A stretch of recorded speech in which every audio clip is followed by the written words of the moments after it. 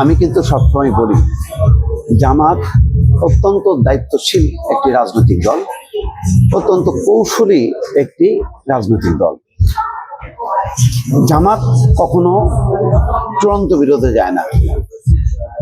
সম্ভবত ৭১-এর তাদের যে ভূমিকা ছিল, সেই ভূমিকা পর থেকে জামাত এখন টিকে থাকাটা, এত তাদের উপর অত্যাচার, নির্যাতন, বিচারিক হত্যাকাণ্ডের পরও জামাত কিন্তু টিকে আছে শুধুমাত্র তারা অ্যাগ্রেসিভ অবস্থানে না থাকার কারণে।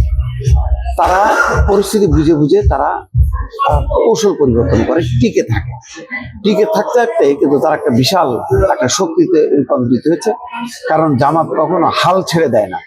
জামাত কখনো আপোষ করে, হয়তো সাময়িকভাবে আপোষ করে, কিন্তু চূড়ান্ত আপোষের মধ্য দিয়ে তার নিজের রাজনীতিটা শেষ করে দেয় না।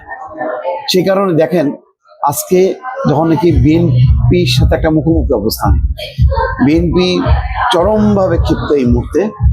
গণভোট, ওই যে জুলাই সনদ বাস্তবায়নের জন্য সাংবিধানিক আদেশ, এই সব অবস্থা যে তারা দাবি করে সরকারকে আলটিমেটাম দিচ্ছে এবং বিএনপির বিপরীতমুখী অবস্থানে নিয়েছে, যার জন্য বিএনপির নেতারা এখন প্রতিটা বক্তৃতায় জামাতকে লক্ষ্য করে আক্রমণ করছে। জামাতও পাল্টা দিচ্ছে, কিন্তু তারা আবার ওই আলোচনার পথটা খোলা রেখেছে।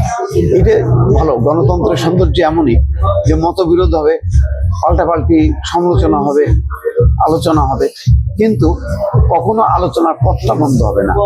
তো আজকে আব্দুল্লাহ মাহমুদ তাহের, জামাতের নায়েবে আমির, তিনি চলমান রাজনৈতিক পরিস্থিতি একটা সংবাদ সম্মেলন করছে। সেখানে বলছেন যে বিএনপি যতই উস্কানি দিক, জামাত বিএনপির সঙ্গে বিরোধে জড়াতে চায় না। মানুষের মাঝে এক ধরনের আতঙ্ক আছে। মানুষের মধ্যে আতঙ্ক দূর করে কি হবে সেটা স্পষ্ট করা রাজনৈতিক দলগুলোর দায়িত্ব। সুতরাং আসুন আমরা সব ভুলে আলোচনায় বসি, দেশের এই পরিস্থিতি নিয়ে খোলামেলা আলোচনা করি। সুষ্ঠু নির্বাচন, জুলাই সনদ, গণভোট নিয়ে এক ধরনের উত্তেজনা তৈরি হয়েছে।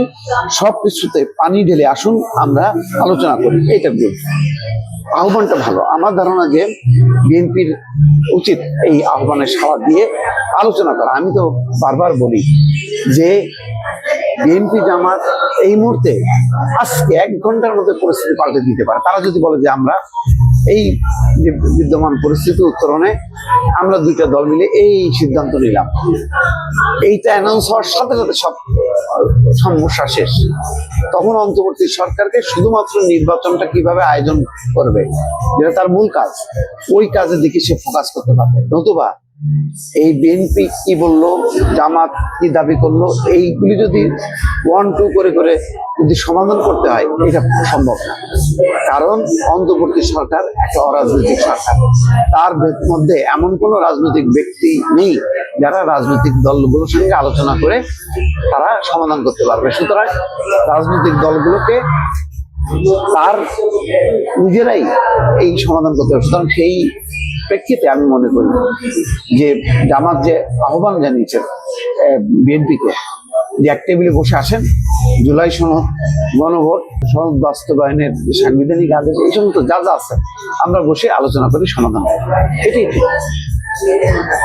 এইটা চমৎকার একটা, আমি মনে করি যে রাজনৈতিক উত্তেজনা আরো যতটুকু ছিল, এই জামাতের এই আহ্বানের পর এটা আস্তে আস্তে নিচের দিকে নামবে এবং নামাটাই উচিত।